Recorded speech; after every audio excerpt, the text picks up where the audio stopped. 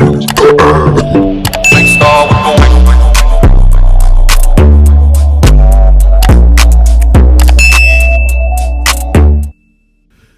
going on, guys? Welcome back to my channel, man. I'm here with the Oval recap. Man, what a black son that killed me. If you're new to the channel, subscribe, like, comment, share. Last night was a pretty decent one now. The show picked up where it left off last week in the hospital. Nancy dumb, I'm cussing, man. Nancy old dumb ass go tell Richard to pick at her son. Oh boy, Richard in the bed, like say what? Come again? So Nancy say, he's my son. And Barry and that's my son. You what? Why didn't you say anything, mama? We 1 year apart. Son, go outside, let me and your mama talk. So Richard, so when did this happen? What's going on? It was, I was pregnant while you was away in Iraq for them 2 years. I don't know. I just didn't know how to tell you, Richard. Richard ain't even act the right way for me. Like, Richard up in the bed, he looking all sad, dog face looking, talking about some, I can't believe, who's the daddy? Who's the father? And she said, I won't tell you that. And so the nurse come in, tell Richard, you good to go home. We're gonna let you go home, whoop-de-whoop. And so, she leave and Nancy was like, come on, I'm gonna help you get home. You need me. And Richard said, I don't need shit from you. And I'm just like, yeah, that was nice, Tyler, but the F would have been better right there, because how you gonna drop a bomb like that and tell me that this boy, this thug is your son, and you cheated on me when I did my 2 years in Iraq, had a baby, gave him to your sister, and your sister blackmailing you, which is why we don't have no money in the savings. I'm just looking at Richard like, boy, you a fool. You was in the military for 20-some years. You did a tour to Iraq, and now you was working at the White House, and y'all ain't got no money in y'all savings account. I would have been kicked that heifer to the curb, because she just, and it don't look like she worked. I ain't seen her hit nobody clock yet. Her or Barry. So, Richard, he better than me. I would have been done with that, man. But, he tell her to get hit, I want you out the house and all this, and he should have went a little harder, even though he was recovering from a gunshot. Look, I had a problem with Nancy coming clean. You know what I'm saying? Like, look, that's why the word secret was invented, to keep it a secret. Some things you're supposed to keep a secret. You don't have to tell everything, you idiot. But I was mad at her for telling. I truly was. I was upset at Nancy for telling Richard, and I was mad at Richard because he ain't blow up like he supposed to. Cause you done had a whole baby that you hid. Like, he ain't do what he supposed to. So anyways, that was that. She leaves, and back over to Sam. Sam comes home. Priscilla in the bed sleep. Look here, man. This is Sam trying to get him some PUSSY. And Scylla, are you awake, honey? And Scylla like, I'm tired. You're supposed to be home at 5. Like, you know what I'm saying? The candy shop is closed. Like, no. And so Sam, he done poured the pants down. Look at me. You really gonna just let me get in the bed and go to sleep? And she like, man, I'm tired. I'm just like, boy, if you don't get over there and just, give her some foreplay action or something. If you trying to get it, you got to go and, do what you do. But then the doorbell rings and it's Nancy, and she just come right in with her doggone suitcase of clothes and stuff. And Priscilla asked what's wrong, and she was, she said it's picky, and she was like, I'm sorry. And so then she proceeds by saying he was my son.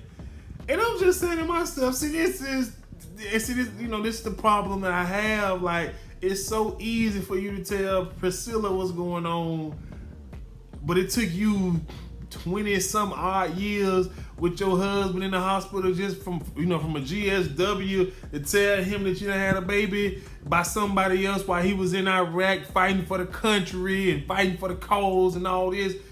Nancy, you ain't no good. You for them streets. You worse than Sharon at this point. At least Sharon ain't got no baby out here.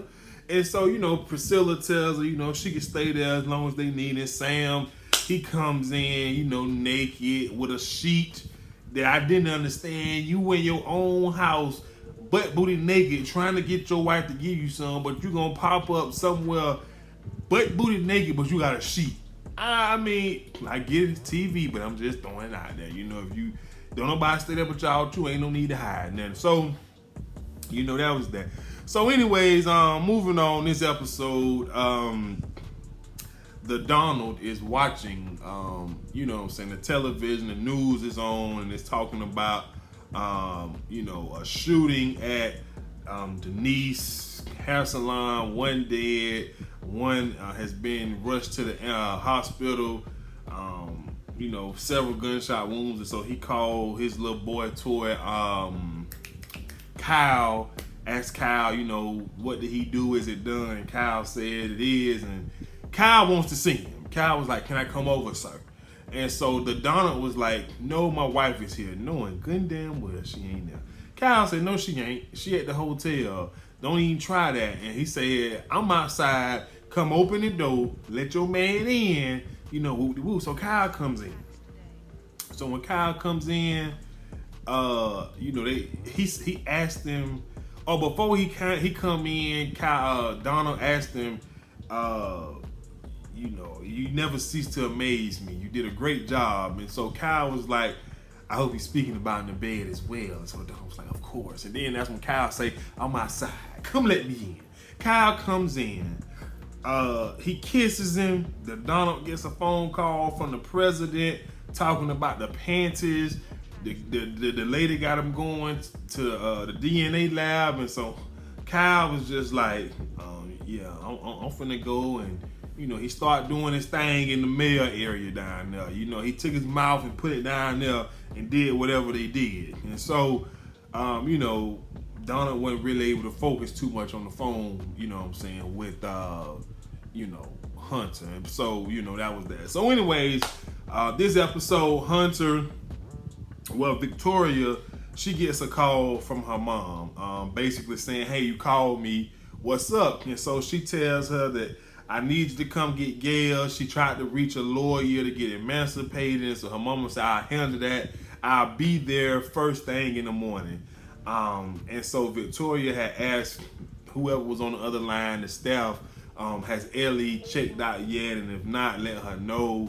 And so she find out that Ellie was still in the building.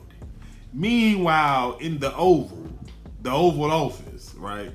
Hunter is in there. Ellie comes in, and at first she's talking about, her boss, whatever the woman name, Danielle or whatever. And Hunter, he talking all crazy, telling her that, you gonna have a wonderful career in politics. You ain't got to worry about her. We're going to take care of that. And next thing she was like, oh my gosh, I've said too much. I've talked too much. I don't want to get in trouble with her. And Hunter was like, no, you did the right thing, etc., etc.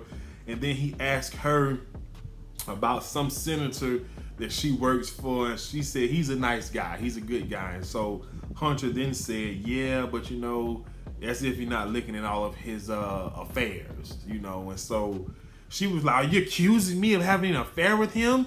And he was just like, no, but I'm just saying, I'm the president, so I know a lot of things. And if you view him in a certain light, it's okay because I know. And so, next thing and she was like, I know what you're trying to do. And I'm not sleeping with you. I didn't sleep with him, and I'm not sleeping with you. And so, she, open up her little red dress and show her goodies. And then she, put, one foot on his little manhood and tell me something. It ain't your decision, it's mine. And if I want to sleep with you, I'll let you know. You ain't got no say so over here. And I'm just like,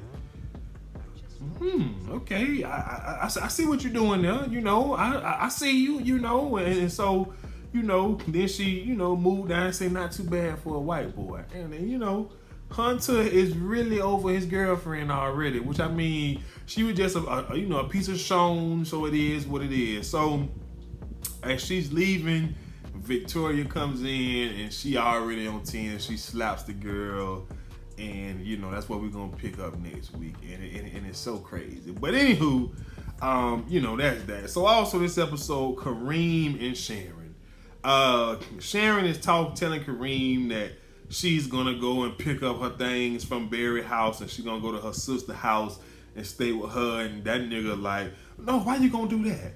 Why you gonna do that? You don't wanna be over there with all them kids, etc., etc. And I'm just like, see, this he tries too hard. He literally begging for the coochie. I mean, like, he literally begging for you to sleep in his his bed. And so, he asked her again, and then, he kissed her in the mouth before she could say no.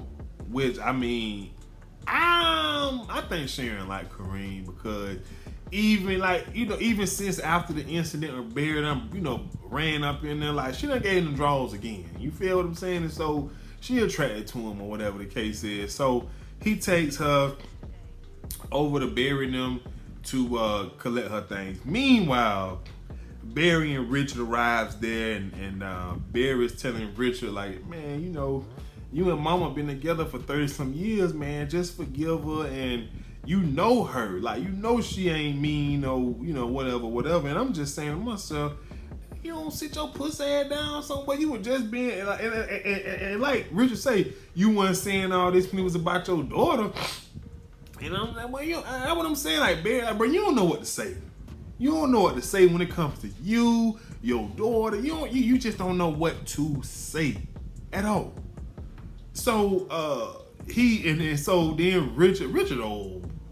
I mean, Richard he tougher than Barry. You know what I'm saying? Richard told me, I ain't never cheat on her, and ever since we been together, and I can't believe this. And Barry, I understand what you're saying, Dad. I ain't never cheat on Sharon, and she hunted Kareem in broad, in plain sight view, and I ain't never cheated on her. I don't know why she did me like this. And so I'm looking at TV like, aw, what a great moment between father and son, talking about doing the right thing, not cheating. But y'all hoes ain't shit. I'm just looking at these two like, y'all so lame. I would never play myself like that. I would never, like, listen, you don't get no cookies for doing right, and she don't get no cookies for doing wrong. She did wrong, you leave her just like she would do you and move on. That's all I'm saying. But anywho, so then the phone starts to ring, and Barry noticed that it's Sharon's phone, and he was like, she's here. I'm gonna go upstairs and talk to her. And so he go up there and talk to her, and he didn't do the kind of talking that he was supposed to do, if you ask me. He told me something, how you doing? Making a little small talk. Then he asked, is she going to stay with him? And she was just like, yeah, but that's none of your business. And somehow or another, I don't even remember, that she leave, and as she's leaving, I love you, girl, I love you, I want to be with you, girl, I love you. And I'm looking at this nigga like, you cornball, nigga, you just caught her hunching another man through a big behind the apartment store window, and you done drove in, you got your daddy shot, went to jail, and you talking about you love her? I don't care if you love her, you supposed to tell, I can't stand you. And so she come back and talking about the disrespect and the violence. I'm not putting up with it no more. I deserve better. I deserve to be treated like a queen every day. Like, man, bitch, you don't sit down. Look, I'm sorry, man. Sharon ain't the one for me. Bear, open your eyes. She ain't the one. You lost your child. My bad, you didn't lose. Your mama got your child kidnapped. She wants to be pampered, and I just don't know. And so she go outside and tell Kareem that she's staying, and he's so heartbroken. Get the F out my car, Sharon. I can't believe you get the F out my car. How you gonna do this to me? Tell me, is there anything I can do? What's going on? Get the F up out my car. Man, these Tyler Perry, bro, Tyler, boy, you got some suckers on this show, man. You got some straight up suckers, and Kareem fires them. Then she go back in the house and tell Barry, he fired me, and don't pretend like you're not happy about that, because I know that you are. And so he was just like, and she said, well, I'm going back down there first thing in the morning to get my job back because I need it for school. And I'm saying to myself, you need to find somewhere else to, do your school stuff. And if you ask me, like, you got too much going on there, just let it go. It ain't gonna never be right. So Barry being a punk, Richard ain't go hard enough on Nancy for me. But then moving on, last but not least, Bobby and Lily, they together. She on the run, and he tells her, when it gets a little bit darker, a little bit later, they gonna leave. And she talking about something. I deserve to have me some hot, some passionate, some deep, some wet sex. And I'm just like, Tyler, what you know about that? You know what I'm saying? I'm like, okay, Tyler. And so next thing you know, he like, I think I ain't be noticing when we be all up in each other, how you be having your hand all up in my womb, pressing it because you like making me feel, the pain. And he said, I like that, don't. She said, good. Let's keep it that way, because I like feeling alive. Or he said, I like feeling alive or something. I was just like, yo, Tyler, boy, hey, I ain't know you were writing like that. Now, Tyler, I ain't know you was writing like that. But look, to sum it all up, at the end of the day, Richard, you need to go file a lawsuit against Nancy for whatever lawyer say you can file it for, and sue her, sue the sister, sue Piggy dead behind, sue the government, sue the hospital who knew about her having a child and it wasn't for you. Barry, pussy. Sam, keep trying, bruh. Just keep trying. Don't sleep with Victoria yet. Priscilla, nice woman, gorgeous. Keep trying. Sharon, but these hoes, they always land on their feet. That's all I'm gonna say. We missing anybody? Kyle and the Donald. Hey, y'all have fun while you can, because one of y'all gonna have to die. But until next time, that's all I have. I'm gonna holler at y'all good folks. Happy Thursday. I'm out of here. Peace.